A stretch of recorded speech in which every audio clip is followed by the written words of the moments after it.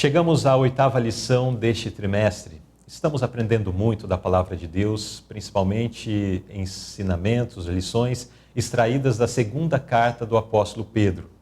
Uma carta que tem por objetivo trazer instruções, ou teve de uma forma inicial, a partir de Pedro, levar instruções bem específicas para o povo em seus dias, inclusive alertando-os acerca de situações que estavam começando a acontecer dentro da igreja cristã ainda no primeiro século.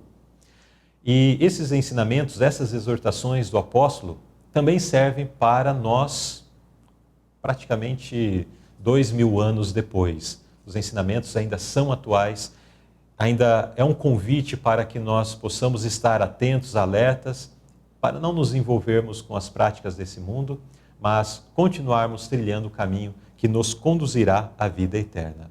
Nesta oitava lição, vamos estudar o seguinte tema: pureza em uma época corrupta.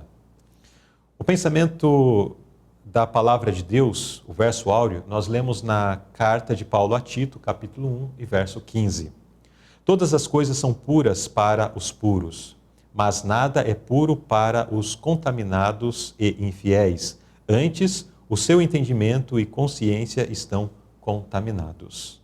E o pensamento da inspiração: poderíamos evitar muitos males se fôssemos cautelosos, reservados e evitássemos liberdades indevidas, recusando atenções inadequadas, mantendo assim um elevado padrão moral e um comportamento digno.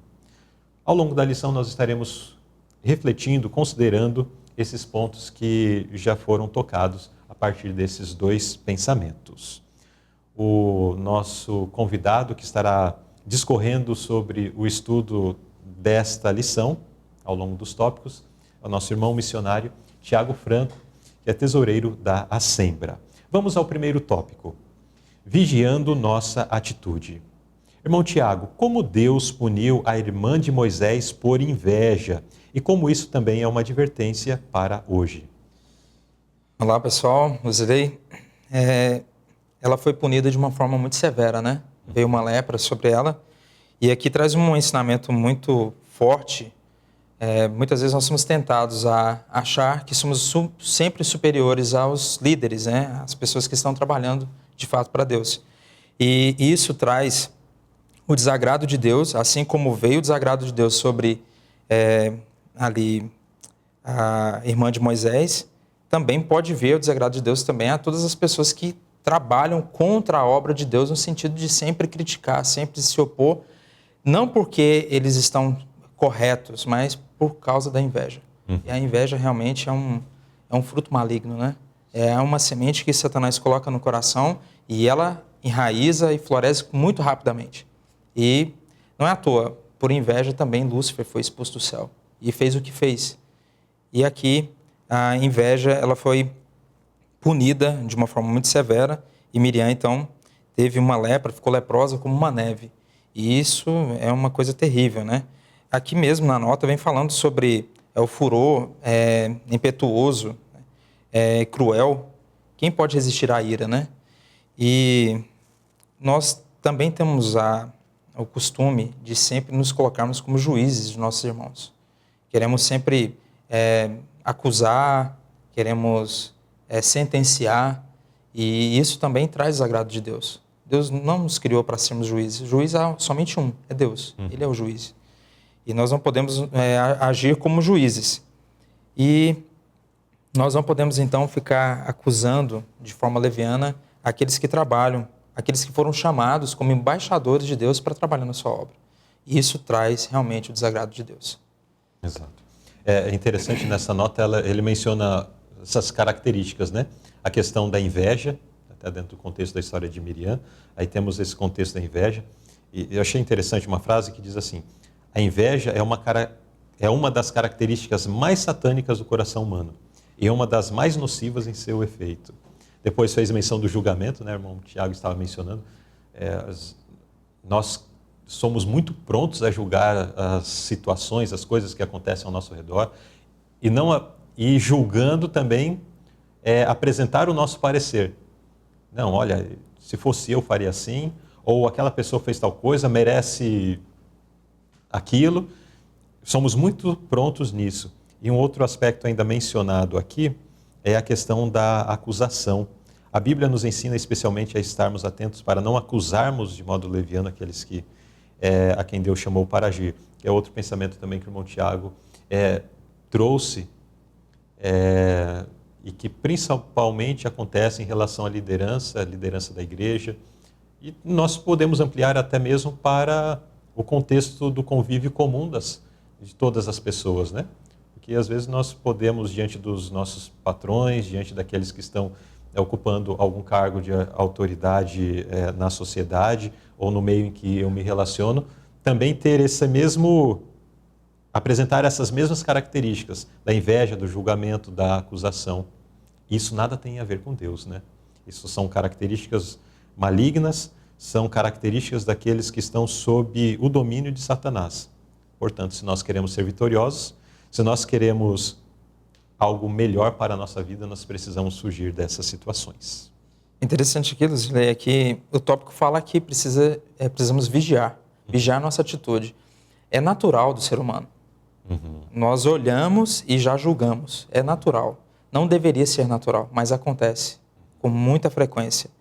E a inveja, eu vejo assim que é um negócio tão terrível, porque nós vimos o nosso irmão e nós não queremos ser bom como ele. Na realidade, a inveja faz com que trabalhemos para que a luz dele diminua, para que eu não precise me equivaler a ele. Então, a inveja realmente ela traz um mal terrível. Você quer acabar com uma equipe? Coloca um invejoso no meio. Ele vai acabar rapidamente, a equipe vai acabar. A igreja também é do mesmo jeito. Se tem uma pessoa que é invejosa, ela vai trabalhar contra os projetos da igreja, vai trabalhar contra a direção da igreja, vai trabalhar contra os líderes ali que foram colocados por Deus. Portanto, ela vai trabalhar contra a obra.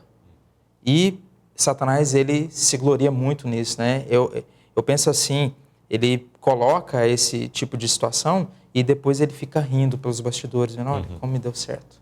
Deu certo mesmo, coloquei, as pessoas estão agindo por inveja, esqueceram completamente de Jesus. Porque, ao contrário, Cristo faria totalmente diferente, né? Nós não vemos aqui Cristo julgando as pessoas, nós não vemos Cristo se colocando numa posição de juiz, embora ele pudesse fazer dessa forma, né? Ele tinha condições para isso, né? Porque a sua vida era uma vida que estava acima da vida de todos os demais. Mas ele, sendo ele, não fez? Quem somos nós para fazer, né?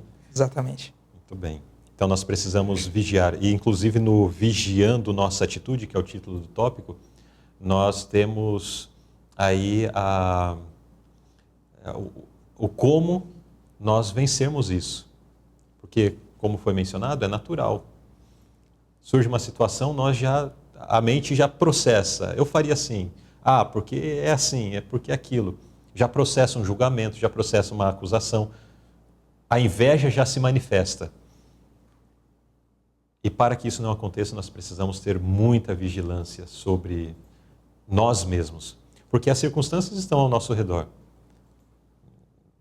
O invejoso, o que tem facilidade para expressar acusação e julgamento, não importa muito o que aconteça na sua frente, né? Seja coisa boa ou seja ruim, ele vai ter palavras depreciativas em relação a isso. Então, o cuidado não é o que está na frente dele, o cuidado é com ele mesmo. Porque a pessoa pode estar na igreja, mas ele vai encontrar um defeito no pregador, vai encontrar um defeito em quem está cantando, vai encontrar um defeito em quem está se esforçando em fazer alguma coisa. Mas ele prefere ficar no banco, criticando aqueles que estão fazendo. É claro que existem pessoas que mesmo estão fazendo também manifestam inveja porque gostariam de algo mais. É um problema, mas é um problema que nós precisamos, com a graça de Deus, vencer.